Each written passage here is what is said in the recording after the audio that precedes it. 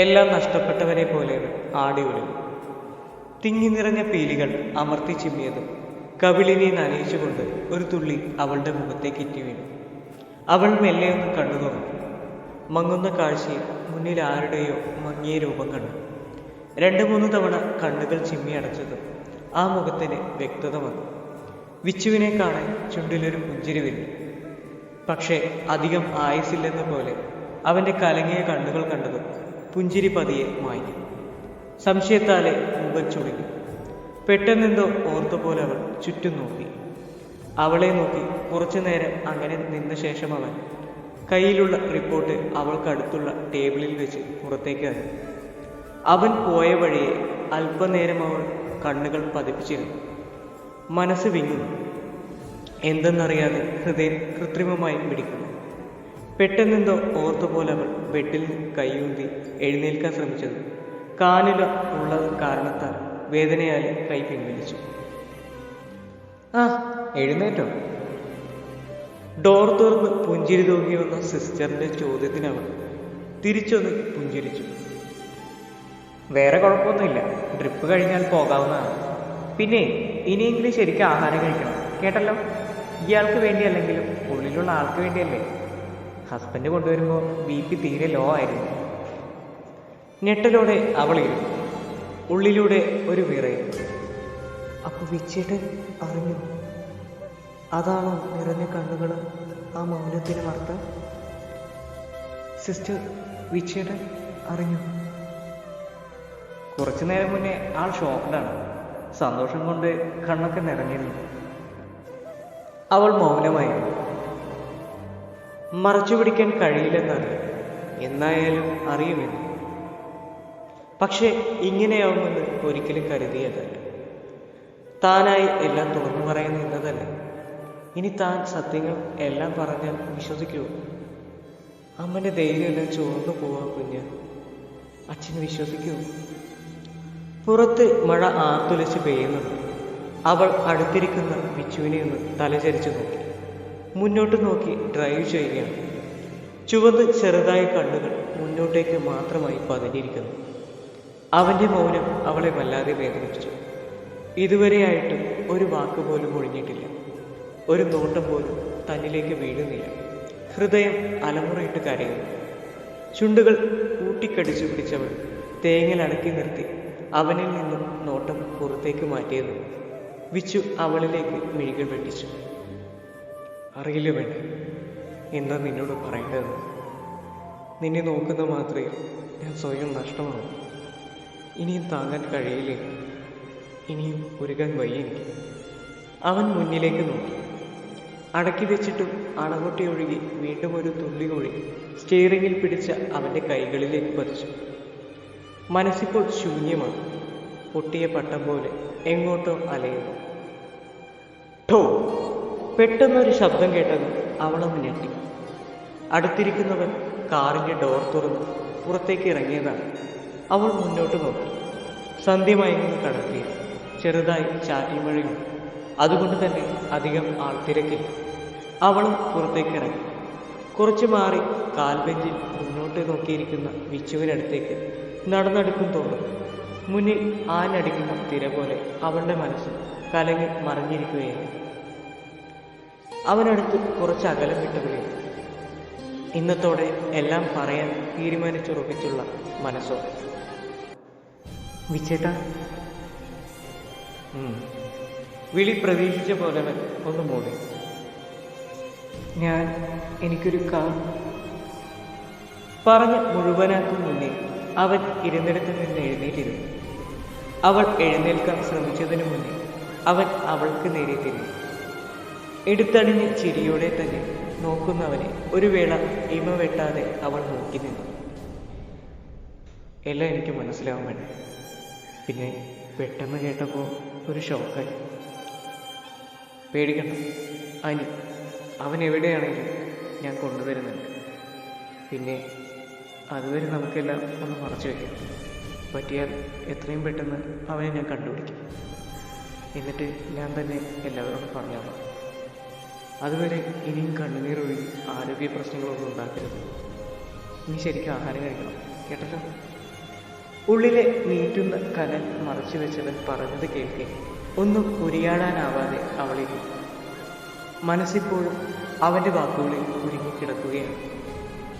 അവനിൽ നിന്ന് കേൾക്കേണ്ടി വന്ന വാക്കുകളിൽ ഹൃദയം തകരുന്ന പോലെ തോന്നി. തൊണ്ടയിൽ നിന്നൊരു നോവ് പ്രവഹിക്കുന്നു. നിർജീവമായ പുഞ്ചിരിക്കൊപ്പം എങ്ങോ മറഞ്ഞു നിന്ന ഒരു തുള്ളി മിഴിനീർ നിലത്തെ പൂഴിമണ്ണിലേക്ക് ലയിച്ചു. എന്തിനാ വിശേട്ട എന്നെ ഇങ്ങനെ കൊല്ലാതെ കൊല്ലുന്നേ? ഒരിക്കലെങ്കിലും എൻ്റെ കണ്ണിലേക്കൊന്ന് നോക്കിക്കൂടായിരുന്നു? എങ്കിൽ ഇതെല്ലാം ഞാൻ കേൾക്കേണ്ടി വരുമായിരുന്നു. എന്നെ ഇത്ര പോലും വിശ്വാസമില്ലേ? എൻ്റെ പ്രണയം നിങ്ങളാ വിശേട്ടം. എൻ്റെ മനസ്സിനും ശരീരത്തിനും അവകാശി നിങ്ങൾ മാത്രം വിശേട്ടം. നമ്മുടെ കുഞ്ഞാവയല്ലേ? എനിക്കിനിയും വയ്യ വിശേട്ടം. തൊണ്ടക്കുഴിയിൽ ഒരു വിങ്ങൽ, ഗഗ് ശബ്ദം പുറത്തേക്ക് വരുന്നില്ല. മനസ്സ് എന്തൊക്കെയോ അവനോട് പറയുന്നു മൗനമായി.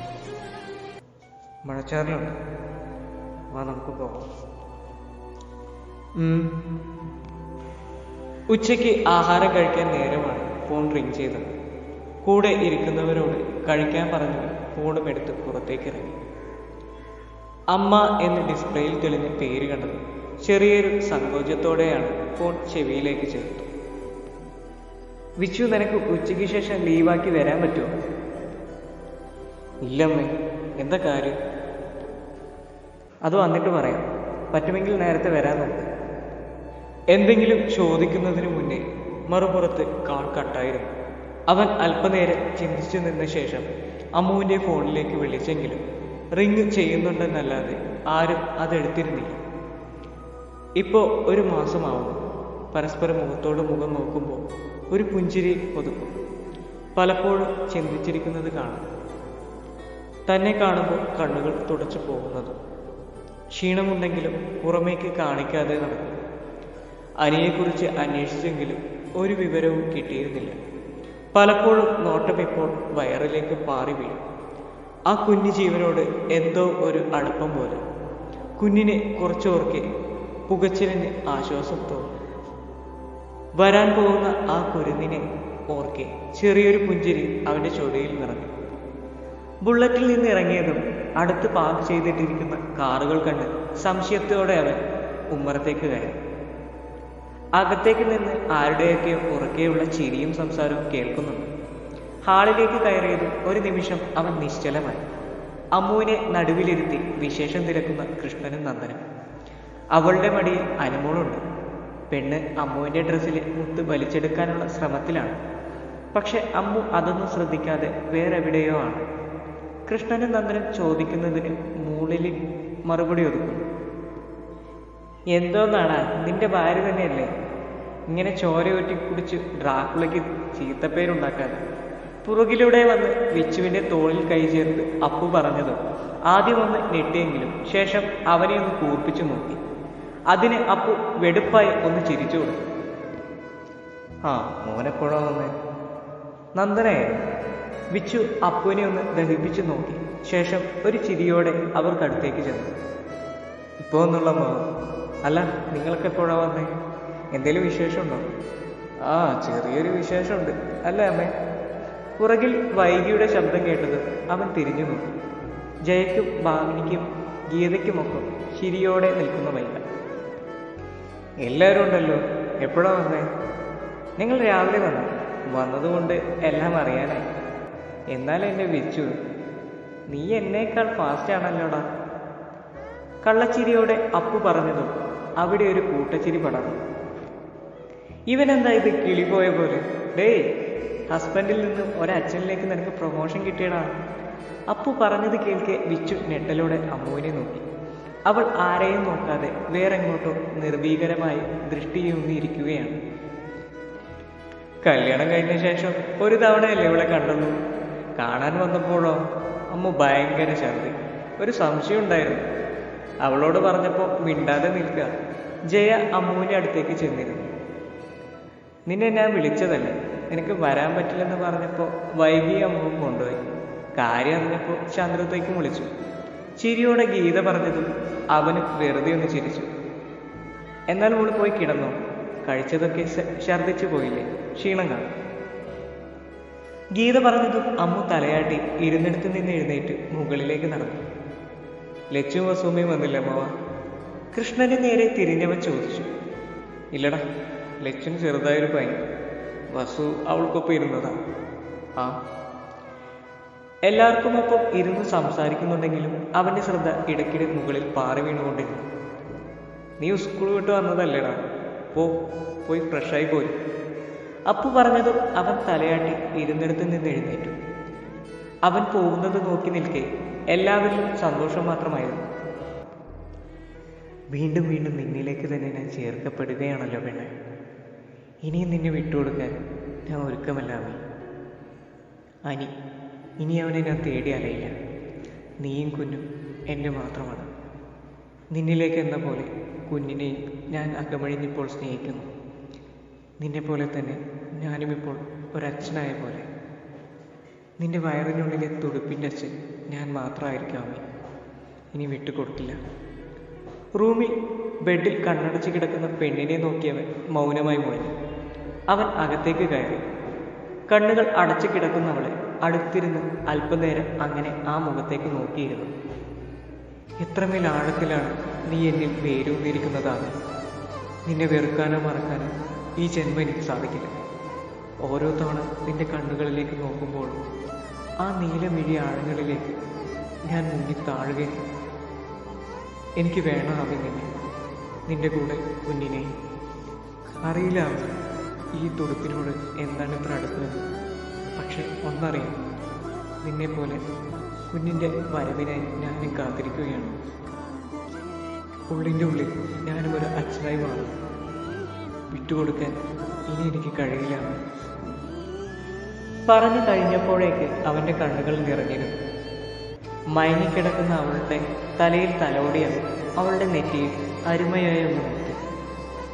കൈകൾ വയറിലേക്ക് നീണ്ടെങ്കിലും അതിനെ ശാസിച്ചു നിയന്ത്രിച്ചവൻ ബാത്റൂമിലേക്ക് കയറി ഇറുകിയടച്ച കണ്ണവർ വലിച്ചു തുറന്നു. സന്തോഷ സങ്കടത്താൽ കണ്ണുകൾ നിറഞ്ഞൊലിക്കുന്നുണ്ട്. കേട്ടതൊക്കെ സത്യമാണെന്ന് അവൾക്ക് അത്രമേൽ ഉറപ്പായിരുന്നു. തലയാണിക്ക് അടിയിൽ മറച്ചു വെച്ച വിച്ചുവിൻ്റെ ഡയറി പുറത്തേക്കെടുത്തു. ആദ്യ പേജിൽ തന്നെ ഭംഗിയിൽ മഷിപ്പേനയാൽ എഴുതി ചേർത്ത എൻ്റെ നീലയഴകി വിരലുകളാൽ തഴുകി. ചുണ്ടിൽ കുറച്ചു മുന്നേ വിരിഞ്ഞ പുഞ്ചിരി നിറഞ്ഞു. പ്രണയം മാത്രം നിറഞ്ഞു നിന്ന വരികളിലൂടെ ഒരിക്കൽ കൂടി അവളുടെ കണ്ണുകളും കൈകളും ഓടി നടന്നു, അത്യധികം പ്രണയത്തോടെ.